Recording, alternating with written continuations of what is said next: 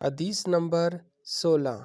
شراحیل بن یزید کہتے ہیں مجھے مسلم بن یسار نے بتایا کہ انہوں نے ابو ہریرہ رضی اللہ عنہ کو یہ کہتے ہوئے سنا کہ رسول اللہ صلی اللہ علیہ وسلم نے فرمایا آخری زمانے میں ایسے دجال فریب کار کذاب ہوں گے جو تمہارے پاس ایسی احادیث لائیں گے جو تم نے سنی ہوں گی نہ تمہارے آبا نے۔ تم ان سے دور رہنا کہیں وہ تمہیں گمراہ نہ کر دیں اور تمہیں فتنے میں نہ ڈال دیں۔